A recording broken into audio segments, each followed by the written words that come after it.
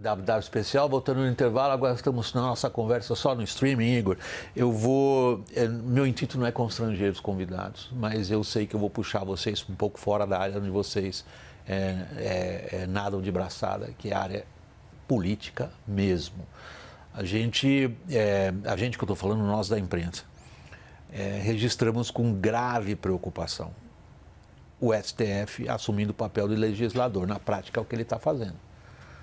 Até os ministros do STF vêm a público dizer que não é bem assim, mas que eles tinham que responder do ponto de vista jurídico a demandas, essas duas demandas que já foram citadas aqui no programa. E que ao fazer isso, não tendo o legislativo até ali sido capaz, por qualquer que seja o motivo, de estabelecer o que é a norma em relação ao que nós estamos tratando, o STF tinha sim, estava obrigado sim a fazer o que está fazendo, que é criar a regulação das redes sociais. Esse é o pecado original? Olha, William, de fato o Supremo ele foi provocado, o Poder Judiciário tem o dever de analisar os casos.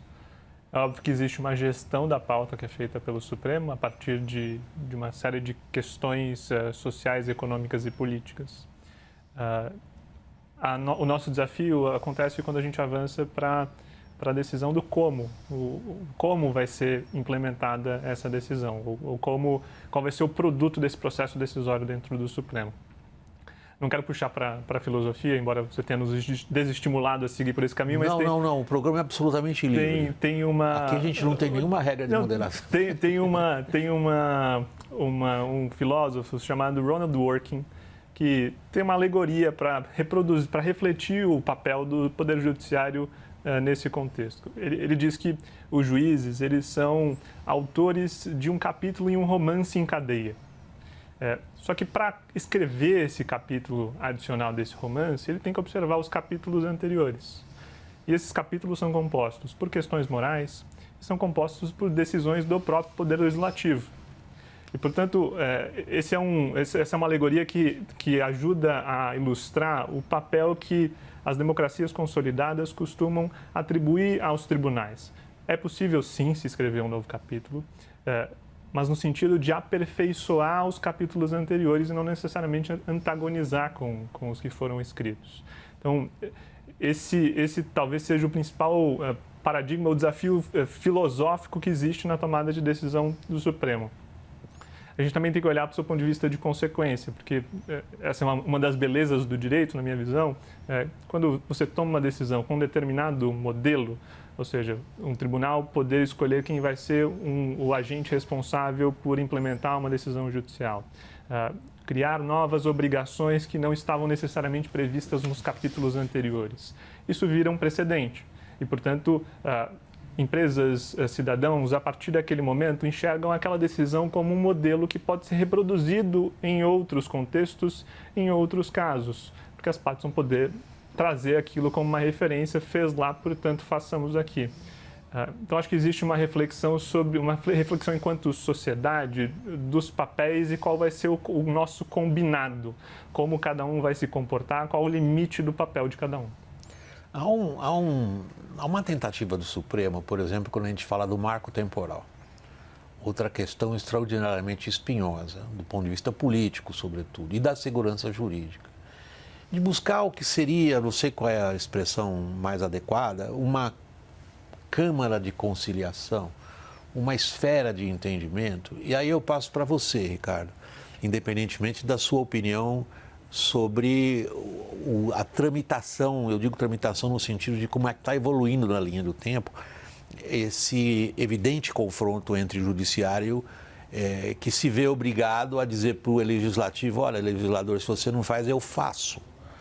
Essa declaração é pública, teve enorme repercussão e grande consequência do ponto de vista político.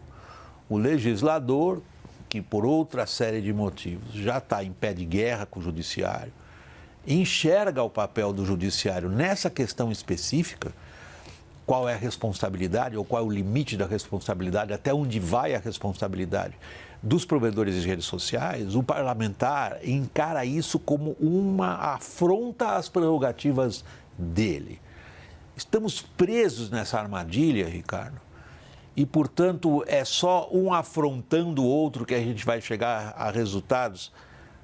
Talvez a gente acabe dizendo, estava meio difícil com o Marco Civil e o artigo 19, mas com o que estão armando aí vai ser pior ainda? Olha, eu acho também, fazendo aqui um papel do advogado do diabo, o artigo 19 também tem a sua parcela de culpa nesse imbróglio todo, né? Quando você joga para uma decisão judicial o início da responsabilidade, William, se eu te fizer uma pergunta muito simples aqui, você vai perceber que, na verdade, isso é uma completa imunização. Qual cidadão comum hoje sairia de sua comunidade e entraria na justiça para remover um conteúdo de rede social? Esse sistema não funciona. Que é o artigo 19 lhe facultava. Que é o que o artigo 19 lhe facultava. Do Marco Civil. Só para o público entender, de forma bem simples, o artigo 19 coloca: a responsabilidade civil só começa com o descumprimento de uma decisão.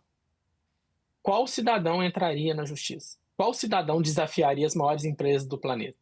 Ele procura outro sistema social, William. Ele procura o sistema de saúde, tomar um antidepressivo, procura o sistema religioso, como muito comum no Brasil, uma forma de acalento transcendental, mas não a justiça. Então a gente tem uma demanda também repreendida pelo artigo 19 na sociedade, da população também buscar reparação, tirar aquele conteúdo. Então existe, né, como o Marcelo bem colocou, um aumento de complexidade na sociedade que essas empresas têm que internalizar algumas regras de transparência.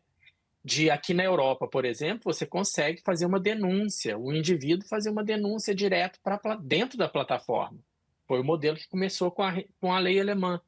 E ela não é punida se a plataforma errar 1 ou 2 ou 10 casos, mas só é punida de forma sistemática se ela não der uma resposta, porque removeu ou porque não removeu. Então, a gente tem modelos, William, não é que a gente está nadando aqui num mar de incertezas, não é assim também, a gente tem já modelos globais, né? Agora, a questão que você coloca é justamente, mas quem que inicia? E aí é um imbróglio também que só existiu no Brasil até o momento, né? A Alemanha, ela reagiu ao escândalo da Cambridge Analytica e passou uma lei, que é a Netzwerkdurchsetzungsgesetz, de 2017. Quer dizer, o sistema político já começou a gerar conhecimento sobre formas de lidar com esse novo fluxo de informação e obrigações para essas plataformas. Essa lei, William, foi a base para a lei europeia, que agora está sendo implementada. E já foi revista então, mais uma vez em 2021, se eu fiz a lição de casa. Justamente. O seu conhecimento está bem state of art nesse sentido. Justamente, foi revista em 2021, acrescentou ali vários outros capítulos, por exemplo, de acesso de pesquisadores a dados das plataformas, que é super importante para você gerar conhecimento de como é feita a moderação de conteúdo, de fato. Né? Então, existem vários pilares, né? O problema brasileiro foi a inércia, e aqui também, William, eu gostaria de deixar claro, o projeto do deputado Orlando Silva era um projeto que estava extremamente maduro na direção do DSA, um DSA simplificado, quer dizer, se orientando nos parâmetros estabelecidos pela Europa. Então, já havia, mas voltando ao ponto do Marcelo, que é bem colocado, se a gente debater todo esse contexto a partir da liberdade de expressão, que é o valor central das democracias modernas, a gente não vai para lugar algum. Por exemplo, vou te dar um exemplo bem simples. Proteção de criança na internet. Você não parte da liberdade de expressão. Você fala, por exemplo, proteção da saúde mental das novas gerações. Então, a gente tem um PL no Brasil hoje na Câmara dos Deputados, que está andando, foi aprovado no Senado, e quando fala, e a gente está falando mais ou menos da mesma coisa, que é a regulação das redes sociais. Então, quando você parte da criança, o problema é outro. Então você já não sai com aquela carga, olha, vamos limitar a liberdade de expressão. Para as crianças seria o quê? Vamos partir da estruturação de uma saúde mental, de qualidades cognitivas que têm que ser fomentadas e não diminuídas. Né? Então, o ponto do Marcelo é muito interessante nesse sentido. Se a gente for debater isso no prisma da liberdade de expressão somente, não tem caminho nenhum. E aí o Supremo é, de alguma forma, uma externalidade desse caminho escolhido. Até o PL 2630, ele é chamado de PL das fake news. E ali, se você olhar muito bem, é um parâmetro europeu, não tem tanto uma questão no último relatório de fake news, de uma politização. O Orlando teve um debate com as empresas, com todos. Então, eu acho que o ponto de partida está errado e ele foi que levou à situação atual, né? De bloqueio legislativo e esse caminho que agora a gente não sabe, que foi a sua pergunta. Há limites, então, para a decisão do Supremo, ele tem que se ater ao estabelecimento de poucas regras, de uma inconstitucionalidade parcial, por exemplo, e deveres de transparência, algumas regras bem simples, que aí depois vão ser aprofundadas pelo Congresso, ou não, ou se de fato aqui vai se estabelecer um novo marco legal, como um estatuto legal para a regulação das redes sociais. Então, acho que esse é o grande tema, né? É um ponto excelente, porque vocês três, em vários momentos da nossa conversa aqui, citaram o contexto político mais abrangente, como sendo favorável, no caso, como sendo extraordinariamente desfavorável a obter aquilo que você disse que seria o ideal, né? Se a gente pudesse ter uma decisão racional, pensada em termos empíricos, por exemplo, com os pesquisadores tendo acesso a esse monte de dados, que é o que provavelmente geraria uma inteligência artificial para ajudar nessa moderação. Mas eu encerro aqui esse adendo e volto para esse ponto. Há um problema de legitimidade no mundo político em relação ao Supremo como a instância que vai criar esse modelo. Vamos chamar de modelo. Aí, uns querem chamar de censura, outros querem chamar... Eu não vou entrar nessa briga aí, porque ela não leva muito longe, não. Mas há algo sendo pensado, elaborado e vai vigorar como norma. Há um problema de legitimidade trazido pelo contexto político, exatamente esse que vocês abordaram.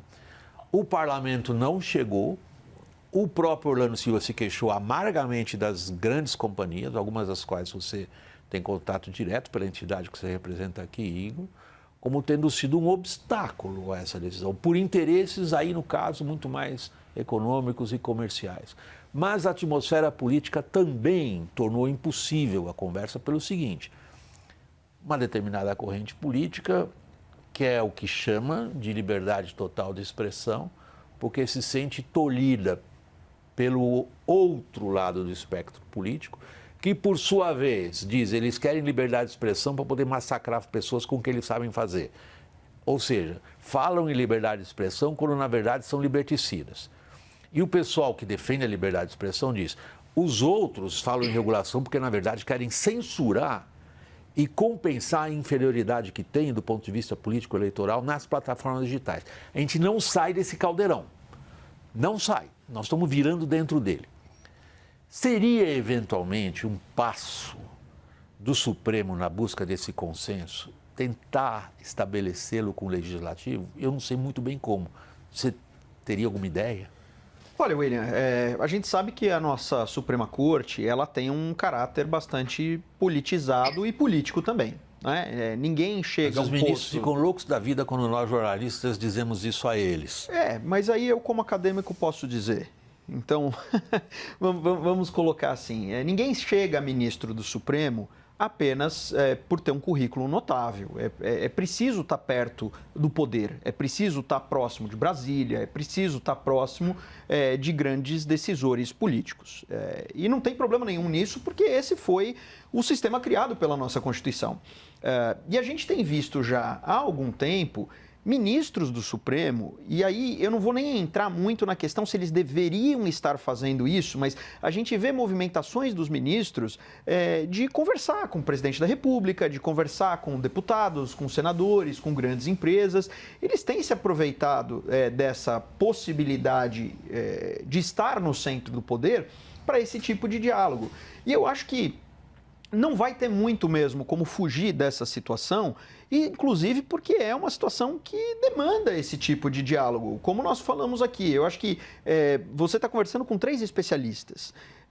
E longe de sermos os únicos e a voz que vai resolver todos os problemas do mundo. Mas se você tem um grande especialista lá na Alemanha, um grande especialista aqui olhando pelo lado das Big Techs, um grande especialista com um viés aqui acadêmico, e nenhum de nós tem uma decisão pontual para dizer é assim que resolve, é porque vai depender de muito diálogo, vai depender de muita saliva e vai depender de muita conversa. Porque aí me permita ainda um passinho para trás. A gente chegou a falar de liberdade de expressão e como que o Supremo faz, mas a gente também precisa considerar que o próprio artigo 19, da forma com que ele estava, ele não garantia também a liberdade de expressão. Embora ele tenha no texto dele para garantir a liberdade, para assegurar a liberdade de expressão, isso não estava garantindo a liberdade de expressão.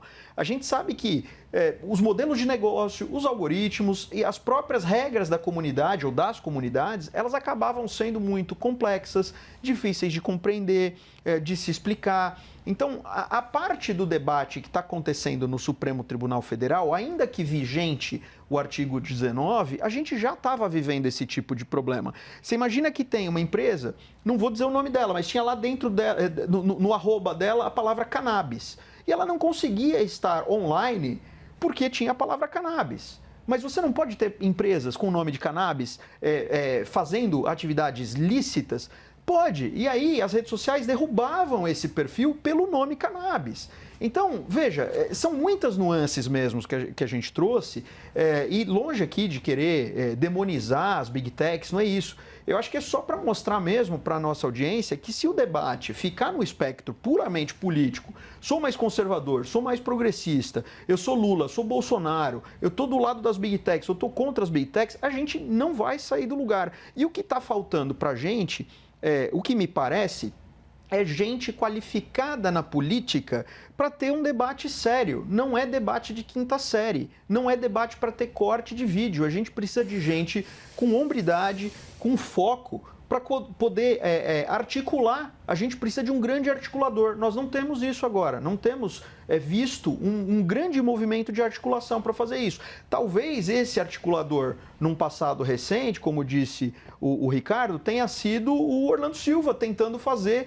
aquele PL, que ficou taxado como PL de fake news, mas como ele disse, lá falava de relatórios de transparência, falava de um monte de coisas que se assemelhavam sim ao DSA. Bom, qualquer que seja a opinião que a gente tenha a respeito da tramitação daquela peça legislativa, ficou para trás.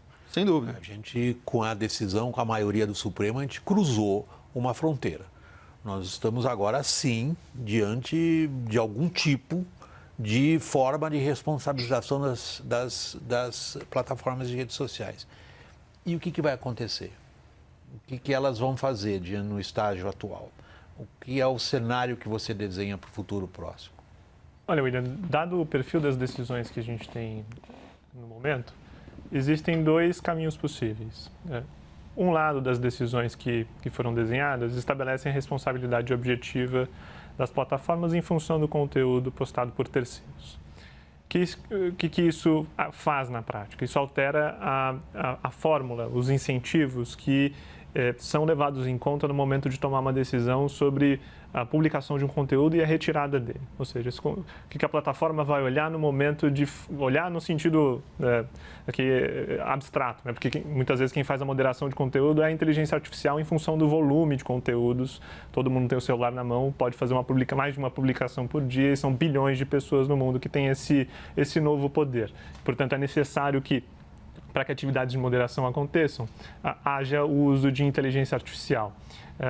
E dado que existe esse risco de responsabilização das plataformas em função do conteúdo que é publicado pelos usuários, existe uma tendência natural, dado o risco jurídico, de que a moderação seja um pouco mais rigorosa. E na medida em que a inteligência artificial não consegue, muitas vezes, identificar nuances, como se um conteúdo é publicado em um contexto jornalístico, se um conteúdo é publicado em um contexto de comédia, de sátira ou de crítica, ainda que mais ácida, esse tipo de conteúdo tende a sofrer mais com padrões mais rigorosos de moderação de conteúdo. Esse é o provável desdobramento de um modelo de voto que existe hoje. Um outro modelo defende uma extensão do que o artigo 21 do Marco Civil da Internet exige que plataformas façam retirada de conteúdo de pornografia infantil e de direitos autorais mediante simples notificação. Existe essa outra proposta, estende esse regime de notificação e retirada a uma série de outros crimes, alguns dos quais você leu. A gente tem essa mesma dificuldade porque a notificação nem sempre é qualificada. Nada indica pode ser alguém que simplesmente se sentiu atingido por uma opinião. Exatamente. Então, o mesmo estímulo acaba sendo gerado em função de uma notificação. Então, se a gente for supor que existe um determinado político interessado em fazer uma limpeza da imagem dele no ambiente online, ele vai passar a notificar sistematicamente os conteúdos que ele entende como nocivos ou que, de alguma forma, dificultem a reputação dele, embora alguns votos façam uma exceção a crimes contra a honra. Então, a gente vai virar um mercado de competição por notificações e uma tendência, em alguma medida, a dar mais poder àqueles que mais se empenharem em notificar as plataformas e ir atrás desses conteúdos sem necessariamente uma análise detalhada do que se aquele conteúdo deve ou não ser removido, porque muitas vezes faz muito mais sentido você optar por não assumir o risco diante de uma notificação do que defender aquele conteúdo, inclusive no Poder Judiciário, para que ele fique no ambiente online. Isso sem mencionar todas as dificuldades de impacto para os demais serviços, porque se não for feita uma diferenciação em relação aos serviços que vão ser contemplados por essa decisão, a gente vai experimentar um efeito sistêmico em todo o ecossistema digital, no comércio eletrônico, nos canais de comunicação. Em alguns modelos, o WhatsApp, por exemplo, não está excluído da decisão. Portanto, comunicações privadas, as consequências, a gente não consegue ainda estimar a extensão do impacto, mas ele tende a, dependendo do modelo, ser sistêmico no ecossistema. É o seu cenário também, Ricardo, em termos práticos e imediatos de como que vai ser nessa nossa atmosfera digital? Olha, eu acho que essa questão da competição por notificação é facilmente absorvida ou apagada, né? A gente tem um modelo, William, da lei alemã, que justamente quando há uma notificação privada e a plataforma não sabe se aquilo é manifestamente ilegal ou se ela tem que remover, ela pega e remete para o que a gente chama aqui na Alemanha de autorregulação, instituição de autorregulação regulada. É uma instituição que foi acreditada pelo Ministério da Justiça, que é a FSM na Alemanha, que faz, por exemplo, determina a idade para jogos, para filmes, né? Se é 16, 15, 14, 6, 4, 8 anos. E lá criou-se, William, isso tem na internet, o público pode bater www.fsm.org, que tem em inglês. Eles criaram um sistema, William, de decidir sobre esses casos que as plataformas não sabem se devem remover ou não. E aí, o que acontece? Manda para lá, é um grêmio com advogados, jornalistas, juízes, promotores, acadêmicos que fazem um voto simples de 2, 3 páginas e geram um conhecimento para a plataforma se aquilo está ou não dentro da liberdade de expressão. Então, essa competição que o Igor coloca por notificação, ela pode ser facilmente absorvida por um sistema inteligente que você a plataforma externaliza quando ela não souber para um grêmio, né, que é de alguma forma acreditado pelo Estado, tem uma credibilidade, e esse grêmio decide de forma rápida, célere sobre esses casos, que são casos simples, né, e acaba gerando também conhecimento, William, para até o judiciário depois poder decidir sobre esses casos, né? Ter mais conhecimento, um juiz ter mais conhecimento para decidir. Então, William, a gente não está num mar completo de incertezas. A gente tem, sim, pontos concretos para a gente seguir dentro de uma legitimidade democrática, liberal, acima de tudo. E como o Marcelo bem colocou, né, talvez esse clima todo nosso de polarização e a falta de um grande articulador, né, com as empresas, com o Congresso, com o Supremo, com a sociedade civil, tem levado a essa completa deteriorização que a gente acha que não tem caminho nenhum a seguir. E o modelo que o Ricardo falou, me desculpa interromper... Não, eu vou usar como sua participação derradeira aqui hoje na edição, que essa era uma pergunta para vocês darem para a audiência, qual é o cenário que vocês veem no curto prazo. Não, é isso. E o modelo que o Ricardo mencionou, a gente tem, por exemplo, no Brasil, o Comitê Gestor da Internet, que ele é Seria uma espécie de CONAR, como tem na publicidade. Isso, CONAR, um modelo mal comparado, multi-stakeholder, que dá para fazer alguma coisa sem ser com um espectro absolutamente tomado por cargos políticos, né? Isso funciona bem, o CGI funciona aqui no Brasil bem há muito tempo. É claro que sempre a gente pode falar em questões de melhoria, mas como grande regra geral, o CGI no Brasil ele é elogiado mundialmente pelo seu mecanismo multi-stakeholder, que é algo muito parecido, ou pelo menos parecido com o que o Ricardo está colocando. Gente, eu vou ter que parar o programa por aqui, a gente podia continuar por mais tempo, mas a gente vai expandindo o WW Especial pouco a pouco. Então vai agora a hora dos agradecimentos, começando por você aí em Frankfurt, Ricardo Campos, muito obrigado pela participação aqui no WW Especial. Estendo ao Marcelo Crespo, aí a disposição está aqui no estúdio na Avenida Paulista, igualmente, Igor Luna, muito obrigado pela participação aqui presencial no programa. O meu agradecimento é sobretudo a você que nos acompanha. Até a próxima, pessoal.